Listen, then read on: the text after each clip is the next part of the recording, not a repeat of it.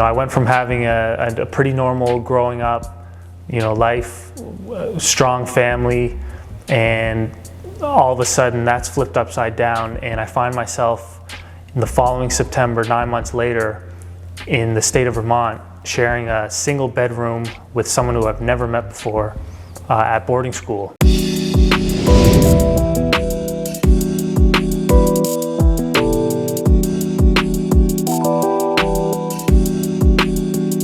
Hey, what's going on, everybody? My name's Tristen Ross, and I'm here to share a little bit about my story, who I am, where I came from, and what I'm currently up to. My story starts in a small town in Nova Scotia called Truro, and Truro gets a lot of hate for being this town just on the side of the road that everyone passes through on the highway, but to me and the people that live there, it's much more than that. Growing up, I had a pretty typical childhood, I'd say.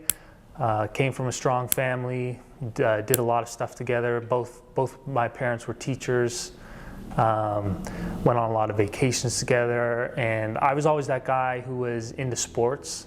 So my dad played basketball, and he's the reason that I played the sport as well. He played basketball for St. FX University, and ever since I was 4 years old, he would take me to the basketball camp every summer.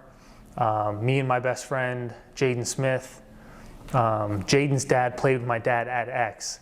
And so every single summer we were looking forward to X camp, because of course when we were only 4 years old, we didn't participate in the camp, but we were the guys running around, annoying the players, going in and out of the locker room. So being a sports guy, I spent my days, my summers playing outside, playing road hockey with my friends, shooting hoops on the side of the road, in the driveway, riding my bike, going to get pizza, talking to girls, again, typical Canadian childhood. It wasn't until my grade 8 year where things kind of flipped upside down for me.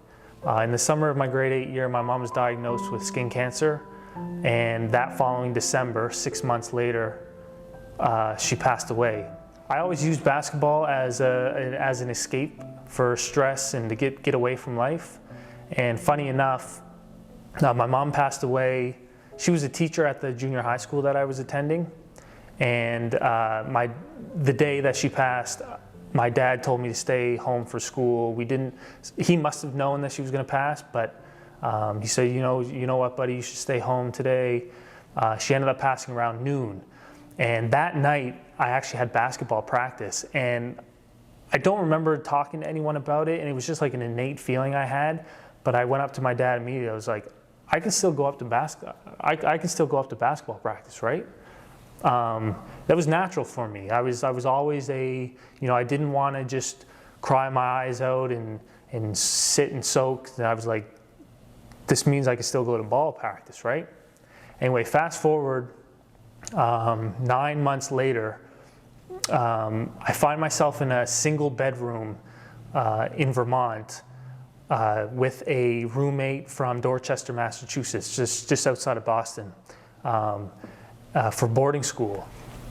The biggest thing I remember is my dad and I driving down from Nova Scotia to Vermont, him staying the night and coming into the room 6 a.m. the next morning to say goodbye, and that was it. Now, this is funny because I think back to a couple of years ago when I have a younger cousin, and when he was 13, I would look at him all the time. I'd be like, there's no way that this guy can go away for boarding school. At that age, you're still so young and innocent, and honestly, I don't know how I did it, but not once did I feel uncomfortable or scared or fearful. It was just, honestly, it was the perfect storm of me losing my mother and me having this absolute desire to become the best basketball player I could be. So I spent 4 years there, grade 9 to 12, at a boarding school. It was an international school, so there was 27 different countries represented, and we all lived in dorm rooms and homestays, and it was like a university atmosphere. I went on to become a 1,000-point scorer, the first one the school's seen in 10 years. I was named Basketball Player of the Year, and I even got to travel the US during the summers for AAU And I even ran into the Ball brothers and got 50-pieced. It was LaMelo, LiAngelo, Lonzo, and LeVar Ball, all before they got famous. But I just remember thinking like, yo, these guys are elite. I remember Lonzo Ball came down. We had our best defender on him, and he came down, he gave us a crossover. Our defender fell. He gave a no-look pass to his big man, did a big showboat. There were cameras everywhere. It was a big AAU. Like, I've never felt more embarrassed, but like, it's these cool stories that I still hold on to, especially when you see LaMelo being the Rookie of the Year and or on his way at least. So my 4 years at boarding school, incredible. All the while I'm doing all these incredible things, I'm wearing the number 5 on my jersey, and the number 5 represented the day my mom was born, September 5th.